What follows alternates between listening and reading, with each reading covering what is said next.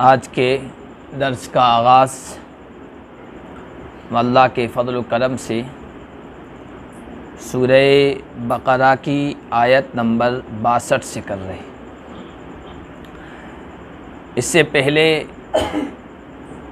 पिछले दर्स में जो आयतें हमने पढ़ी थी उनमें ये बात आई थी कि अल्लाह तबारक व तआला का गज़ब और गुस्सा बनी इसराइल पर उतरा और अल्लाह के अज़ाब में गिरफ़्तार हुए। तो किसी के ज़हन में दिमाग में ये बात आ सकती है कि बनी इसराइल तो अल्लाह की चहेती कौम थी, अल्लाह ने बड़ा उनको नवाजा था और अपने ज़माने में तमाम लोगों पर, कौमों पर उनको फ़जीलत और बरतरी बख्शी थी, उन पर अल्लाह का अज़ाब क्यों नाजिल हुआ। तो आज जो आयतें पढ़ी गई सबसे पहली आयत में उसका जवाब दिया गया है और वो जवाब ये है कि कोई कौम, कोई ख़ानदान, कोई शख्स अल्लाह तबारक व तआला की निगाह में मकबूल, महबूब, पसंदीदा उसी वक्त रहता है जबकि वो सही रास्ते पर रहे, ईमान पर रहे, अमल साले करता रहे, नेक अमल अंजाम देता रहे, तब तक है। और अगर वो रास्ते से हट गया तो फिर उसकी कोई फ़जीलत नहीं, अल्लाह की निगाह में उसकी कोई अहमियत नहीं, चाहे उसके बाप दादा कितने बड़े क्यों ना हो, वो चाहे किसी आलिम की औलाद क्यों ना हो, किसी पीर की औलाद क्यों ना हो, यहाँ तक कि किसी नबी की औलाद क्यों ना हो। सिर्फ़ ख़ानदान और नस्ल की बुनियाद पर बड़ा होना ये अल्लाह के नज़दीक कोई अहमियत नहीं। अल्लाह ने फरमाया इन्नल्लज़ीना आमनू वल्लज़ीना हादू वन्नसारा वस्साबिईन, जो लोग ईमान ले आए और जो लोग यहूदी हो गए और जो ईसाई हैं और जो साबी हैं। साबी ये ज़बूर पढ़ते थे और ये वो लोग थे जिन्होंने हर आसमानी किताब की कुछ अच्छी अच्छी बातें जमा कर ली थी और उनका एक फ़िरक़ा, एक गिरोह बन गया था, उस पर वो अमल करते थे। अल्लाह के नबी सल्लल्लाहु अलैहि वसल्लम के ज़माने में मुशरिक लोग जो थे, शिर्क करने वाले, वो उस आदमी को साबी कहते थे जो मूर्ति पूजा को छोड़कर, शिर्क को छोड़कर दीन इस्लाम को कबूल कर ले, उसको साबी कहते थे। हुजूर को भी, हुजूर के सहाबा को भी वो सब साबी कहा करते थे।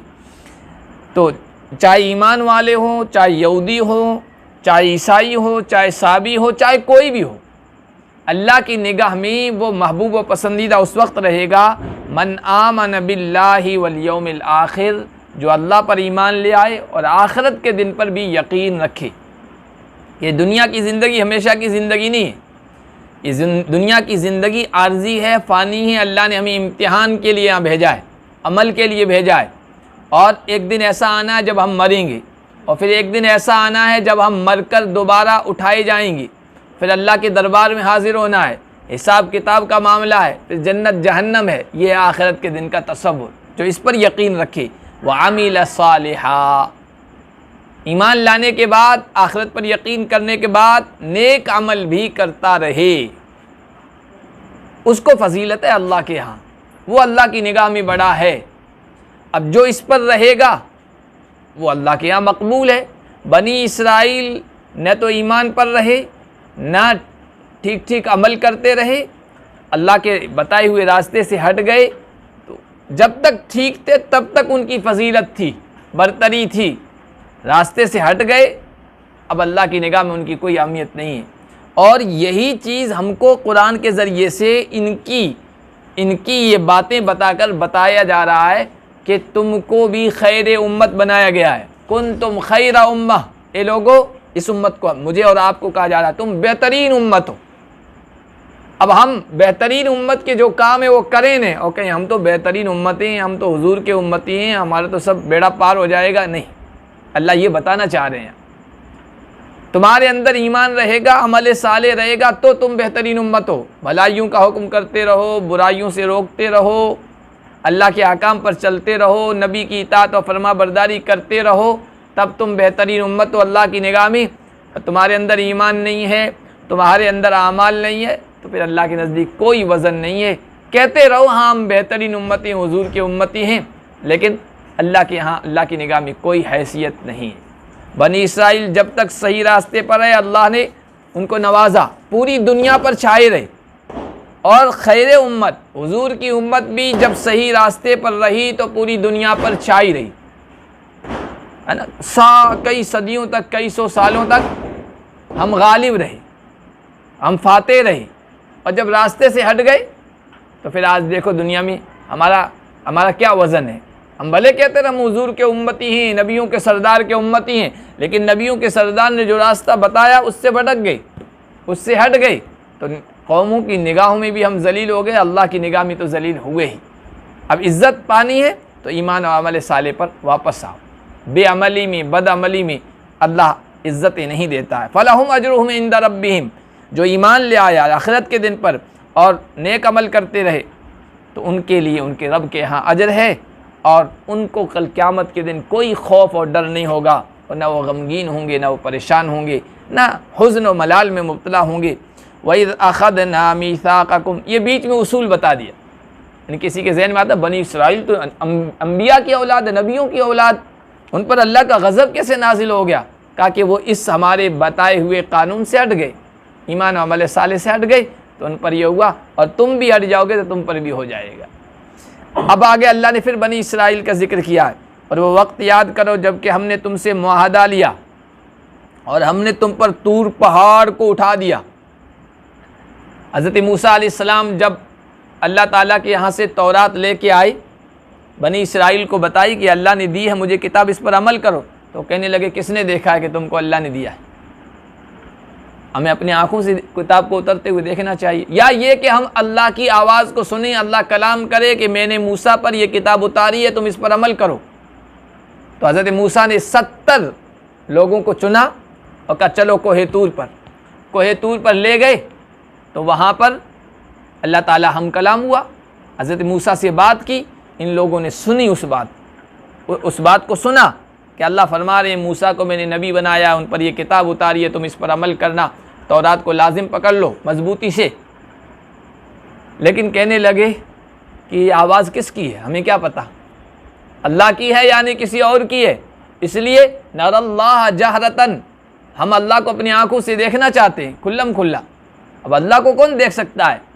तो उनकी इस गुस्ताखी पर अल्लाह की तरफ से आया कि बिजली कड़की और सब मार दिए गए। हज़रत मूसा ने कहा या अल्लाह बनी इसराइल कितनी टेढ़ी कौम है, मैं 70 इनके बड़े लोगों को यहाँ चुन के ले आया था और उनके साथ ये मामला हो गया, सब मर गए, ये तो कहेंगे ये तो जानबूझकर मारने के लिए ले आया था, इसलिए इनको ज़िंदा कर दे। अल्लाह ने ज़िंदा कर दिया।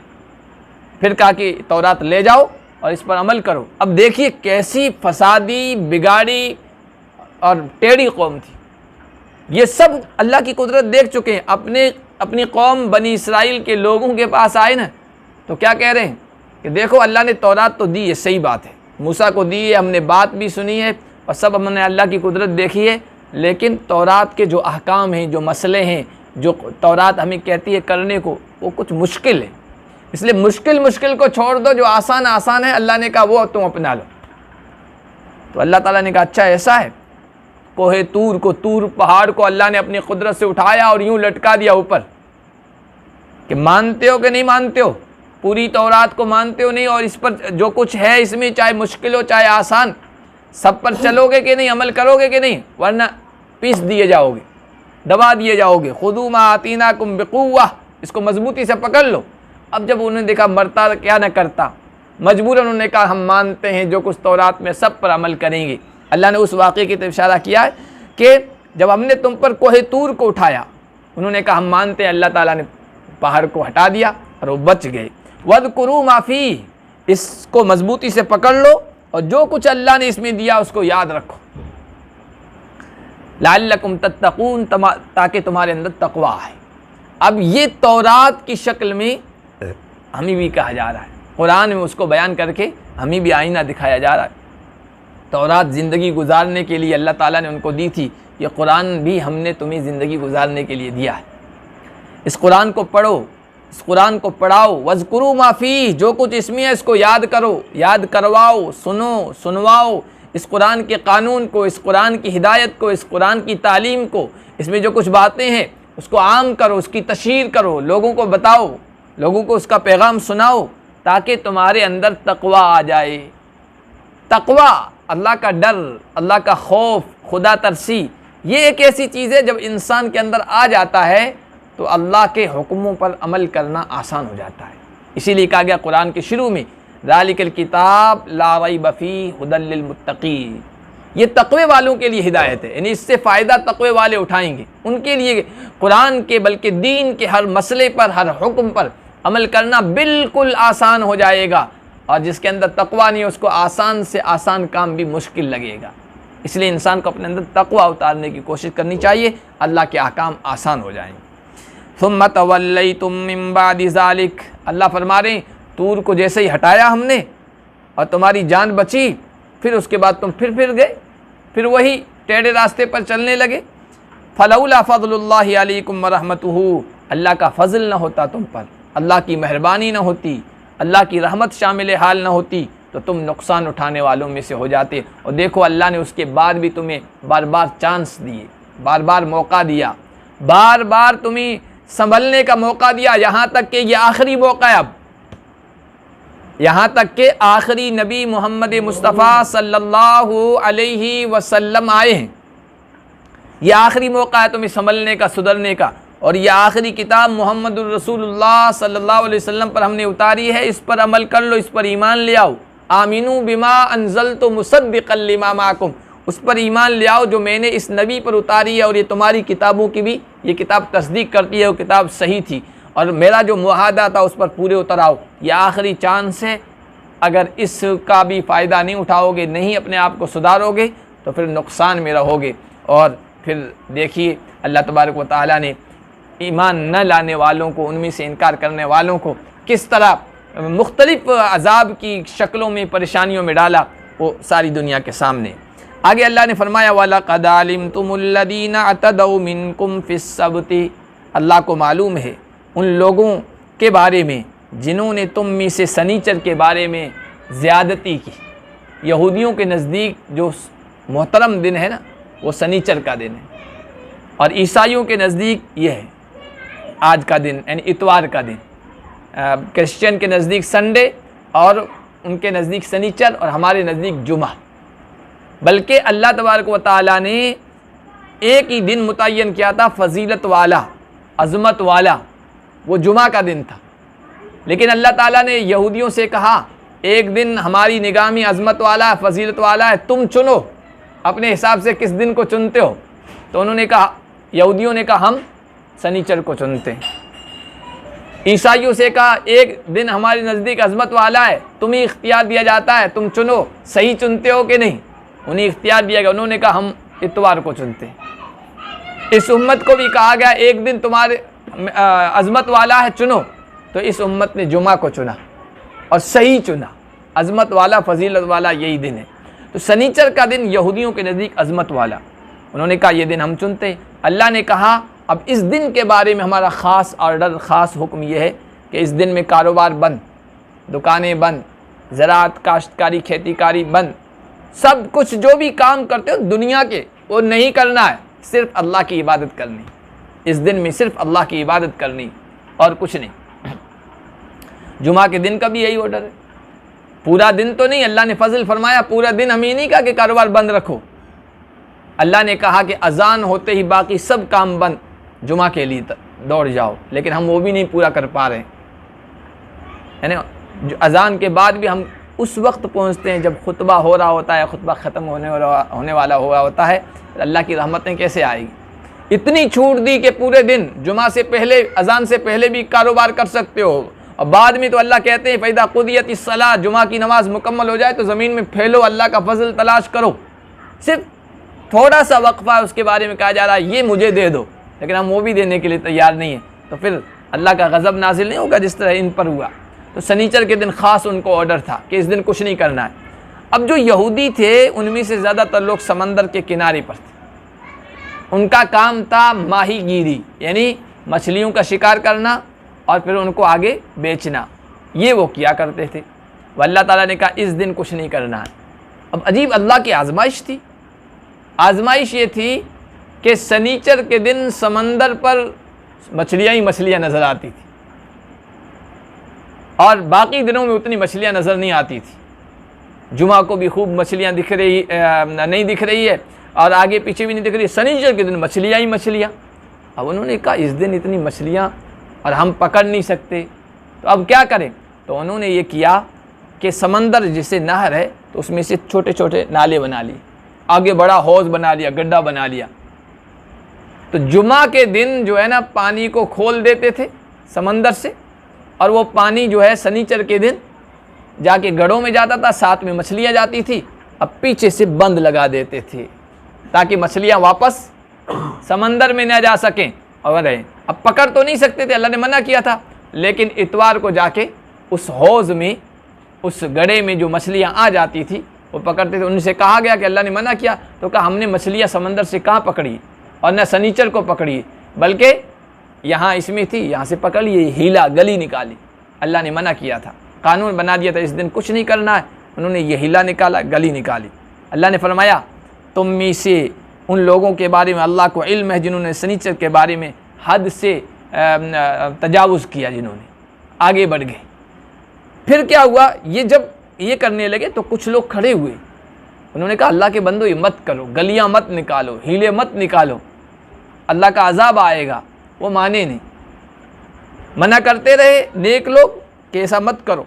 और दूसरे कुछ नेक थे जो खुद अमल करते थे नेक, लेकिन दूसरों को नहीं रोकते थे, उनको नहीं कहते थे भाई हम अपने अमल से, अपनी नमाज, अपने रोज़े से मतलब रखो, ये वाले थे। नेक लोगों में भी कई किस्में, एक तो ये कि जाते हैं लोगों के पास बताते हैं ये मत करो, ये मत करो, ये करो, ये।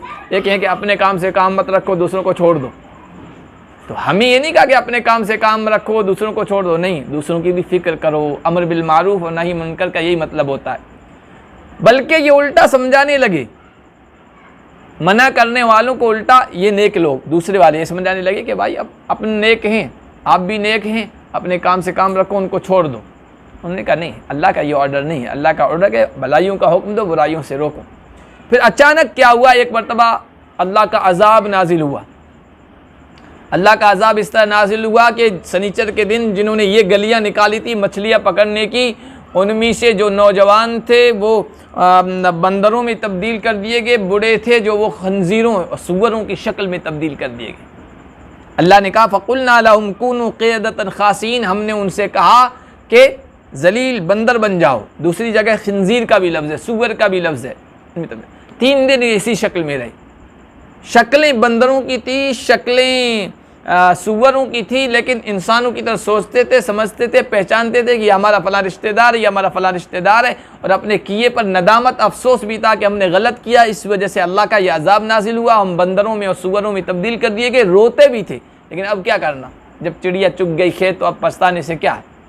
और 3 दिन के बाद वो ख़त्म हो गया। तो बहुत सारे लोग ये कहते हैं ना कि ये खिंजीर और ये जो है सुअर, ये बंदर जो है ये वो बनी इसराइल जो इसमें बदल दिए गए थे वो हैं, वो नहीं। जब कोई इंसान अल्लाह के या कोई कौम अल्लाह के अजाब में गिरफ्तार कर दी जाती है, किसी जानवर की शक्ल उसको दे दी जाती है, उसकी नस्ल आगे नहीं चलती है, उसको ख़त्म कर दिया जाता है। बहरहाल ये अल्लाह का अजाब नाजिल हुआ।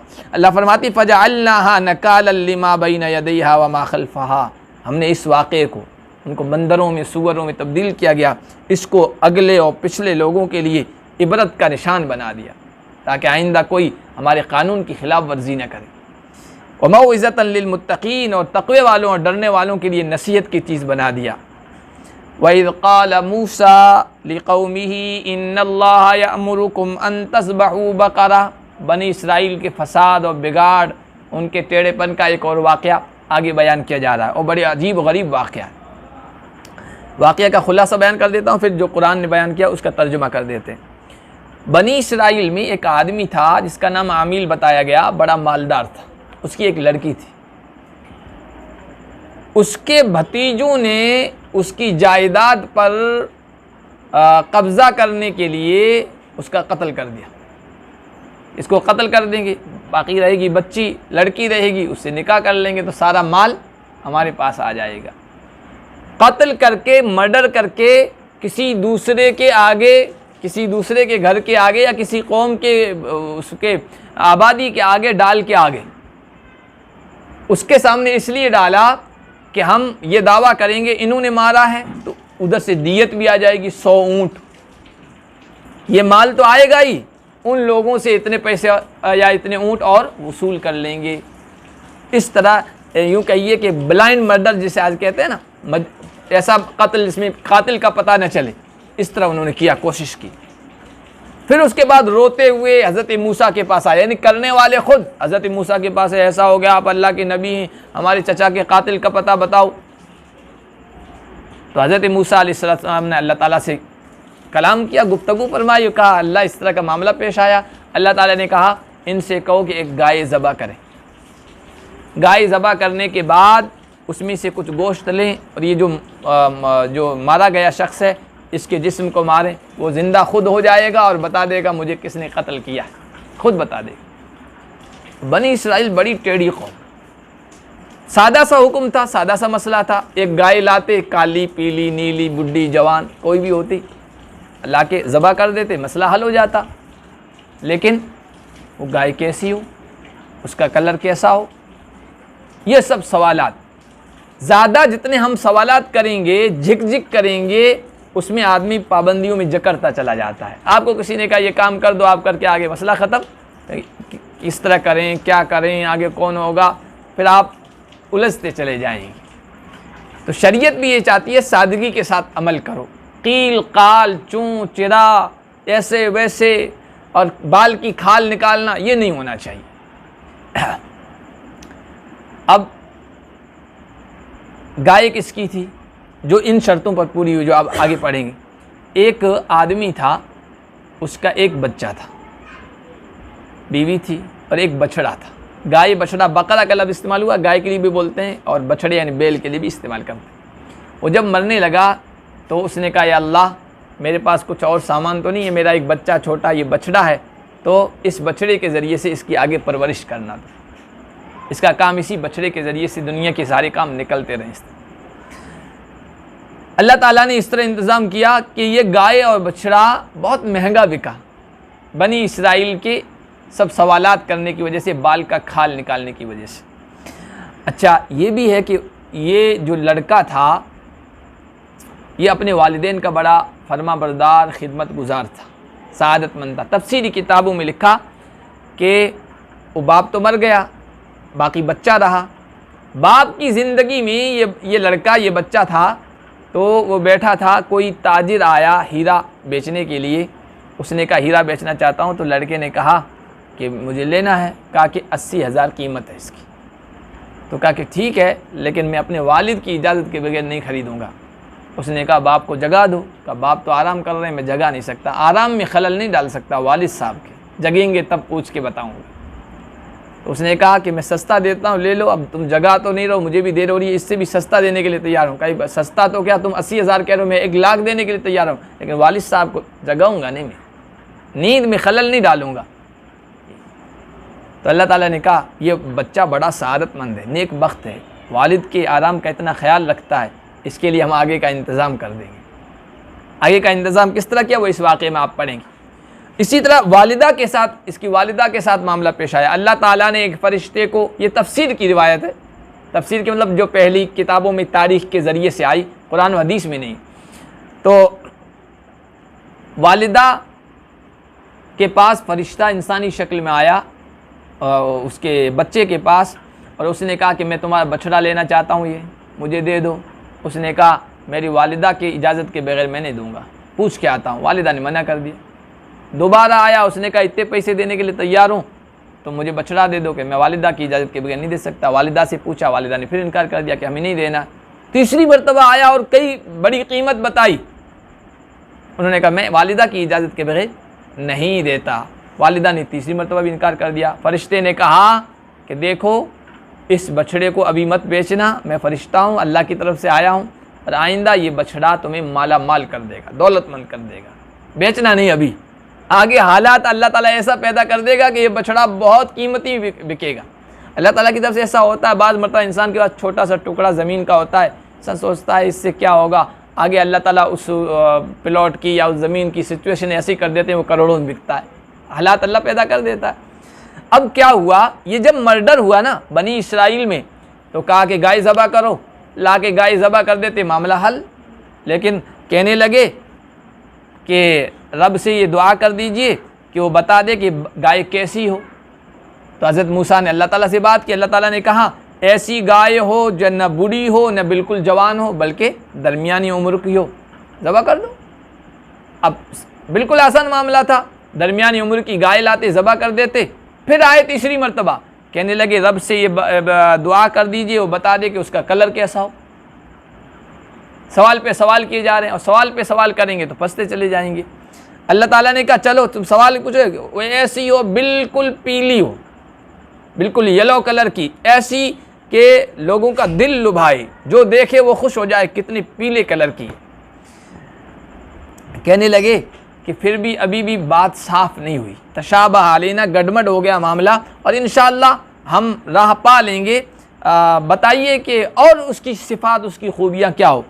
तो हज़रत मूसा ने कहा अल्लाह ताला ये कहते हैं वो ऐसी गाय हो ना ज़्यादा काम में ली गई हो, ना उसको हल में जोता गया हो, ना पहले गाय बैलों के ज़रिए से पानी निकाला जाता था और खेतों को और बागों को सैलाब किया जाता था, न पानी उससे निकाला गया हो, और बिल्कुल ऐसा कलर हो कि कहीं दूसरा दाग उसकी जिल्द पे, उसके चमड़े पे दूसरा ना हो, ऐसी गाय होना चाहिए। अब कहने लगे अब बिल्कुल ठीक ठीक बात कही। अब हालांकि इतनी पाबंदियां लगवा दी कि अब ठीक ठीक बात कही, हालांकि अल्लाह के नबी मूसा ने पहले भी ठीक बात कही थी कि गाय लाओ, ज़बह कर दो, कैसी भी हो, मामला हल हो जाएगा। अब जब इस तरह की शर्तों वाली गाय ढूंढने निकले, बछड़ा या बैल कहिए, गाय कहिए, ढूंढने निकले तो कहीं मिली भी नहीं। ढूंढते डांटते उस लड़के के पास आए जो वालिदैन का बड़ा खिदमत गुजार था। जब कोई चीज़ शॉर्टेज हो जाती है बाज़ार में तो आपको पता है कितनी महंगी बिकती है। लॉकडाउन में गुटखे कितने महंगे बिके हैं, आप सबको पता है। अब वो ढूंढते डांटते वहाँ जब पहुँचे हैं तो उसने कहा कि भाई मैं मुंह मांगी कीमत लूँगा, तुमको लेना हो तो लो। क्या कि इसके वज़न के बराबर सोना, इतना देना पड़ेगा, और अल्लाह का हुक्म है तुम ज़बह करोगे, ये करना ही पड़ेगा, मजबूरी है। और दूसरे कौल में यह है कि उसने उसकी जो असल कीमत थी उससे 10 गुना कीमत मांगी उसकी, कि उसके बगैर मैं नहीं दूंगा, मजबूरन लेना पड़ा। और ये अल्लाह ताला ने इंतज़ाम किया था उस बेचारे यतीम बच्चे की सरपरस्ती के लिए, उसके इंतज़ाम के लिए, जो बाप दुआ करके गया था कि इस बछड़े से मेरे बच्चे के काम निकलवा देना। तो वालिदैन की खिदमत बहुत अहम है, अल्लाह ताला इस तरह नवाजते हैं। अब हम तर्जुमा कर लेते हैं। हज़रत मूसा अलैहिस्सलातु वस्सलाम ने अपनी कौम से कहा कि अल्लाह तुम्हें हुक्म देता है कि गाय ज़बह करो या बैल ज़बह करो। तो उन्होंने कहा क्या मजाक करते हो आप हमारे साथ, यानी गाय या बैल ज़बह करें और उसका गोश्त लाएं और मुर्दे के साथ लगाएं, मुर्दा ज़िंदा होकर अपने बारे में मर्डर करने वाले के बारे में बता देगा, ये कैसे हो सकता है, आप मजाक कर रहे हैं। मूसा ने कहा अल्लाह की पनाह मैं जाहिलों में से हो जाऊँ, मजाक ठट्ठा तो जाहिल लोग करते हैं, नबी ऐसा नहीं करता है। क़ालू उदउ लना रब्बक युबय्यिन लना मा ही। अब मजाक देखो, एक है मजाक थोड़ी खुश तबी होगी, हंसी मजाक हो गई, तफसीर में भी ऐसी बातें कह देते हैं थोड़ी हंसी आ जाती है, वो एक मज़ा है। एक है मजाक ठट्ठा जिसमें सामने वाले को जलील करना हो, तो ये जायज़ नहीं। बाकी हंसी मजाक की बातें अल्लाह के नबी भी किया करते थे, ऐसी बातें जिससे सामने वाला खुश हो जाए। एक सहाबी आए, अल्लाह के नबी सल्लल्लाहु अलैहि वसल्लम से कहा या रसूल अल्लाह मुझे सफ़र करना है, सवारी नहीं है, ऊँट दे दीजिए मुझे सवारी के काबिल। तो हुजूर ने उससे कहा, हुजूर मजाक के मूड में थे, हुजूर ने कहा मैं ऊँट का बच्चा दूंगा। तो कहने लगे या रसूल अल्लाह ऊँट का बच्चा कब बड़ा होगा, कब सवारी के काबिल होगा, मुझे तो अभी सवारी के काबिल ऊँट चाहिए। तो अल्लाह के नबी ने कहा मैंने तुम्हें ये थोड़ी कहा कि ऊँट का बच्चा जो छोटा होता वही दूंगा, बड़ा ऊँट भी तो ऊँट का बच्चा ही होता है, वो ऐसा थोड़ी कि ऐसे ही पैदा हो गया। बड़ा ऊँट सवारी के काबिल वो भी ऊँट का ही बच्चा होता है, ऊँटनी से पैदा हुआ है। ये मजाक भी हो गया और हकीकत के ख़िलाफ़ भी नहीं। हुजूर भी इस तरह मजाक फरमाया करते थे। एक मौके पर हुजूर ने तकरीर फरमाई, औरतें बैठी थी और कहा कि कोई बूढ़ी जन्नत में नहीं जाएगी, बुढ़िया कोई जन्नत में नहीं जाएगी। अब एक बुढ़िया रोते हुए वहाँ से चली गई कि मैं तो फिर जन्नत में नहीं जाऊँगी। अल्लाह के नबी ने उसको वापस बुलाया कि अल्लाह की बंदी रो क्यों रही है, जन्नत में जो जाएंगे कोई बूढ़ा नहीं जाएगा, सब 33 के पैंठे में जाएंगे, सब नौजवान होंगे, सब नौजवानी तब्दील कर दिए जाएंगे। तो वो खुश हो गई। तो एक मज़ा भी हो गया और हकीकत के ख़िलाफ़ भी नहीं हुआ। इस तरह के और भी बहुत सारे वाक़यात हैं। तो ये जो ठट्ठा है, मजाक है, तो ये वो नहीं है। मिजाह खुश तबी दिल लगी जिसमें झूठ ना हो, वैसा कर सकते हैं, शरीयत में इजाज़त है। तो उन्होंने कहा आप मजाक उड़ा रहे, का मजाक नहीं है। क़ालू उदउ लना रब्बक युबय्यिन लना मा ही, तो जब उनको कहा ना गाय ज़बह करो, उन्होंने कहा कि रब से ये दुआ कर दीजिए कि और वाज़े कर दे तो साफ साफ गाय कैसी हो। हदीस बुखारी में हदीस मौजूद है, हुजूर ने कहा 3 बातें तुम्हारे लिए अल्लाह ने नापसंद की है। इन्नल्लाह करिह लकुम अलक़ील वलक़ाल, चूँ चिरा, ये ऐसा क्यों, वो ऐसा क्यों, ये ऐसा क्यों, झिक झिक बहसबाजी डिबेट ज़्यादा मत करो, ये अल्लाह नापसंद करता है। दूसरी बात कसरत सवाल, ज़्यादा सवालात करना जैसे ये कर रहे थे। और तीसरी चीज़ इज़ाअतल माल, माल को ज़ाय करना, माल को ज़ाय करना, ये 3 चीज़ें नापसंद है। उन्होंने कहा कि और वाज़े कर दीजिए, तो उन्होंने कहा अल्लाह कहता है ऐसी गाय हो ला फारिजुन, न बुरी हो, वला बिक्रुन, न बिल्कुल नौजवान हो, अवानुम बैन ज़ालिक, इसके दरमियान की हो, फ़फ़अलू मा तुमरून, ऐसी गाय मिल जाएगी आराम से, जो कुछ तुम्हें हुक्म दिया जा रहा है लाओ ज़बह कर दो, मसला हल हो जाएगा। लेकिन कहने लगे रब से ये वाज़े कर दीजिए अब गाय कैसी हो। इतना तो पता चल गया न बुरी हो न एकदम नौजवान हो, बल्कि बीच की उम्र की हो, ऐसी गाय मिल जाती है। लेकिन कहने लगे उसका कलर कैसा हो। अल्लाह ने फरमाया इन्नहा बकरतुन सफ़रा, बिल्कुल पीली होनी चाहिए, उसका रंग बिल्कुल चोखा होना चाहिए कि जो देखे वो कहे वाह क्या गाय है, दिल को लुभाई, तसुर्रुन नाज़िरीन। अब ये सोने के कलर की यानी पीली गाय को ज़बह करने का क्यों हुक्म दिया? बड़ा अजीब नुक्ता उलमा किराम ने बयान फरमाया है।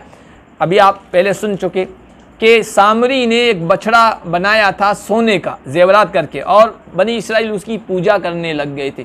तो गाय की अज़मत, गाय का तक़द्दुस उनके दिलो दिमाग में बैठ गया था, जैसे हमारे यहाँ हिंदुओं के दिलों में है। तो अल्लाह ताला ने कहा इस कलर की गाय लाओ, उसको ज़बह करो, ताकि उसका तक़द्दुस, उसकी अज़मत, उसकी बड़ाई तुम्हारे दिलों से निकल जाए। उसको खुदाबंद बदमा बैठो, ये तो ज़बह हो रहा, देखो ये खुदा नहीं है। उसी कलर की गाय को ज़बह या बैल को ज़बह करने को कहा। क़ालू उदउ लना रब्बक युबय्यिन लना मा ही, फिर आकर कहने लगे थोड़ी और वजाहत कर दीजिए। इन्नल बक़रा तशाबा अलैना, ये गाय हम पर गड़बड़ हो गई है, समझ में नहीं आ रहा कैसी गाय ले आएँ, और इंशाअल्लाह हम राह पा जाएंगे, हम ऐसी गाय मिल जाएगी। थोड़ा और साफ साफ क्लियर कर दीजिए कि और किस तरह की गाय हो। तो हज़रत मूसा ने कहा, अल्लाह ये फरमाते हैं ऐसी गाय हो ला ज़लूलुन, न जोती हुई हो, तुसीरुल अर्दा, ज़मीन को उखाड़ने के लिए यानी हल में न जोती हुई हो, वला तस्क़िल हरसा, न खेती के पिलाने में सैराब करने में उसको जोता गया हो, मुसल्लमतुन, बिल्कुल सही सालिम हो, उसमें कोई ऐब ना हो, लाशियत अफ़िया, कोई दाग धब्बा ना हो, ऐसी गाय ले आओ। कहने लगे अब आपने सही बात कही है, फ़ज़बहू वमा कादू यफ़अलून, फिर वो मिली गाय या बैल, और वो किस तरह मिली वो मैंने आपको बता दिया। एक लड़के के या एक नौजवान के यहाँ जो माँ बाप का बड़ा खिदमत गुजार था उसके यहाँ मिली, और उसने मुँह मांगी कीमत ली, और फिर उन्होंने आके उसको ज़बह किया। और आगे अल्लाह ताला ने अब शुरू में जो चीज़ थी वो अब यहाँ बयान कर रहे हैं। जब तुमने एक जान को कत्ल कर दिया था और उसमें तुम एक दूसरे पर इल्ज़ाम लगाने लगे, एक दूसरे को कहने लगे तुमने कत्ल किया, अल्लाह जो कुछ तुम छुपा रहे थे उसको जाहिर करने वाला था। वो चाचा को कत्ल करके उसके मीरास हड़प करना चाहते थे और ख़ुद कातिल भी साबित नहीं होना चाहते थे, अल्लाह ये सब कुछ जाहिर करने वाले थे। और अल्लाह ने कहा इज़रिबूहु बिबाज़िहा, गाय ज़बह करो, उसका गोश्त लो, और जो मुर्दा है उसको मारो, वो ज़िंदा होकर अपने कातिल के बारे में बता देगा उन्होंने ऐसा किया। उसने कहा कि मेरे कातिल मेरे भतीजे, कातिल का पता चल गया। अल्लाह यहाँ दूसरा एक सबक दे रहे हैं, कज़ालिका युह्यिल्लाहुल मौता, देखो अल्लाह मुर्दों को भी इसी तरह ज़िंदा करेगा। जिस तरह गाय के गोश्त के ज़रिए से मुर्दे को ज़िंदा कर सकता है, उससे बात कहलवा सकता है, अल्लाह मरने के बाद तुम्हें भी इसी तरह ज़िंदा कर देगा। और तुम पहले मुर्दा थे, माँ के पेट में रहम में, माँ के पेट में रहम में हम 4 महीने के हुए ना, तो गोश्त का लोथड़ा ही थे, जिस्म था। फिर अल्लाह ने आलम अरवा से रूह का कनेक्शन जोड़ा तो हम ज़िंदा हो गए, पहले मुर्दा थे ज़िंदा हो गए। अल्लाह इसी तरह दोबारा तुम्हें मरने के बाद जब जिस्म मट्टी में मिल जाएगा, अल्लाह फिर रूह को हुक्म देगा, तुम कब्रों से जिस्म की शक्ल में उठोगे, रूह का कनेक्शन हो जाएगा, अल्लाह के दरबार में हाजिर होगे, हिसाब किताब होगा, और आगे जन्नत और जहन्नम का फ़ैसला होगा। यही आखिरत है। अल्लाह मुर्दों को भी इसी तरह ज़िंदा कर देगा जिस तरह इस गाय के गोश्त के ज़रिए से उसको ज़िंदा किया। और अल्लाह ने ये इसलिए करवाया ताकि अपनी कुदरत की निशानियाँ तुम्हें दिखाए। अल्लाह ये सब कुछ कर सकता है, लअल्लकुम ताक़िलून, ताकि तुम्हारे अंदर अक्ल आए, तुम समझने लग जाओ। अल्लाह पाक हम सब को कुरान करीम में गौर व फ़िक्र करने की तौफ़ीक़ अता फ़रमाए।